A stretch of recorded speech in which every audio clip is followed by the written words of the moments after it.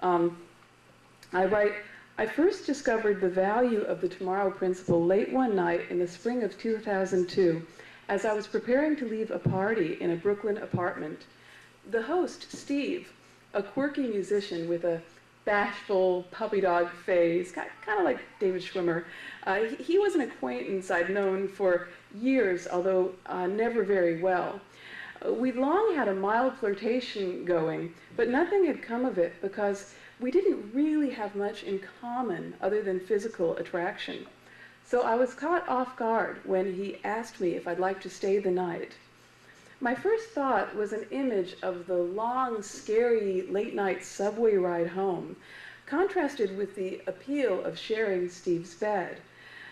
I thought about how he would kiss me and how we'd joke and giggle as we experienced the novelty of being naked together. In my mind's eye, I could see his shoulders silhouetted against the gray morning light filtering in through the curtains during the 1 hour of the day when his bustling neighborhood fell quiet.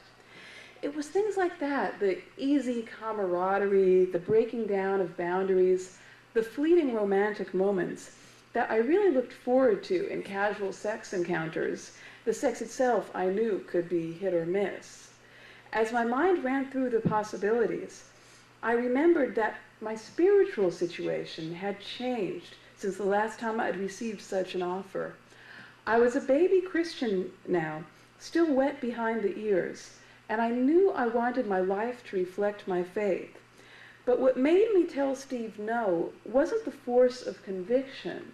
It was another vision that flashed through my brain, sharper than the first, as though it had actually happened. In that vision, I saw myself and Steve the next morning at a diner, an old-fashioned greasy spoon in his neighborhood. I was wearing the same jeans and purple velvet blouse that I had worn to the party. My hair was still a little wet from showering, and it was poking out in all the wrong directions. It doesn't hold up well when I don't use conditioner. We were having breakfast and trying to talk about something light, as if we just happened to run into each other at 10 a.m. on a Sunday. In front of me was the same morning meal I always order at a New York diner: poached eggs on dry rye toast, no potatoes, and coffee with skim milk. The image was pathetic. Just the idea of one more uncomfortable morning after breakfast, my loveless partner oozing with respect. That is what qualifies as respect in the casual dating world. All still respect you. It was more than I could bear. But the vision also had a more insidious quality, which I can describe only as grotesque. Here I was so choosy that I insisted on 4 different specifications on my diner breakfast. Yet I couldn't hold out for the one man with whom I could share every breakfast for the rest of my life. The old Shirelles girl group song, "Will You Love Me Tomorrow?" suggests that a night of sex is redeemed if the couple declares after the fact that they love each other. The concept is also a popular theme in romance novels, TV shows, and movies. Think Pretty Woman. People buy into such a fantasy because they want to believe that objectifying someone else is excusable.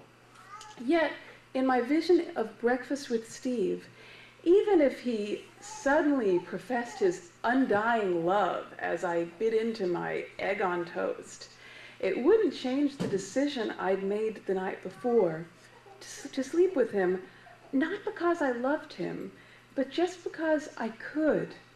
And I then realized that if I wound up loving him back, it wouldn't change the fact that 12 hours earlier, I'd intended to use him and be used. If we ever got married, that would be our story. We were acquainted without being good friends, hooked up one night after having a few drinks, and fell in love. Somehow, I don't think that's a recipe for a lasting marriage.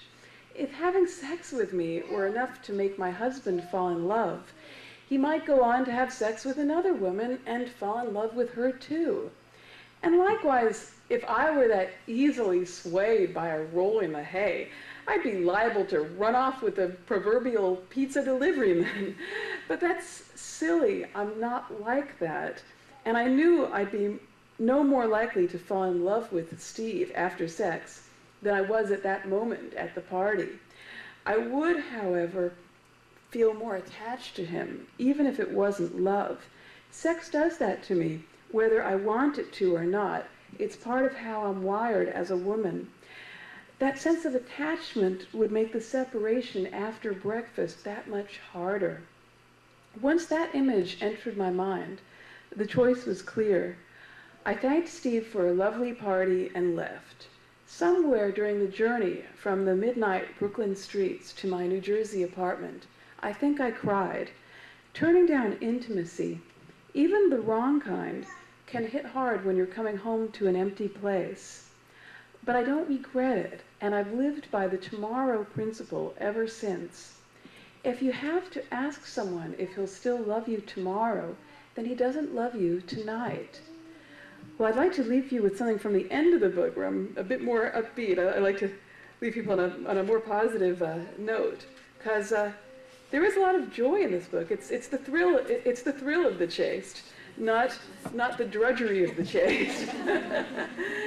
And so, from the second to last chapter, Seeing is Believing, Holding On to Your Vision, I write, our culture misunderstands the nature of disappointment.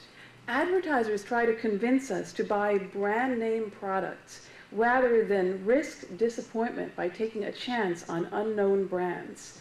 Women's magazines tell us to give an attractive, available man a chance in the sack, whether or not we love him, rather than risk an untold number of lonely nights waiting for a husband who may never arrive. Always we are told that this may be our last chance, like the advertising tagline that warns, this offer will expire in 30 days. We're told that our odds of being married will expire after we hit age 30. So what do we do when faced with this fear? We go spiritually blind and grab at the air like the frantic game show contestant in a glass booth who has 30 seconds to snatch as many $100 bills as she can. We latch on to the first non-repulsive man who breezes our way and end up facing just what we were trying so hard to avoid, disappointment. It is the fear of disappointment that disappoints. The happiest, most fulfilled people are those who have overcome this fear. Only then are they free to display all the graces that have been given them. They have hope, and as Paul wrote, hope does not disappoint. The other night I had dinner with a male friend, a charming English journalist I would date if he shared my faith. He doesn't. And if he were interested in getting married, ditto. He peppered me with questions about chastity, even going so far as to suggest that maybe, given that I'd been looking for so long, I might not find the man I was looking for. That's not true, I responded. My chances are better now than they've ever been, because before I was chaste, I was looking for love in all the wrong places. It's only now that I'm truly ready for marriage and have a clear vision of the kind of man I want for my husband. I may be 37, I concluded, but in husband-seeking years, I'm only 22.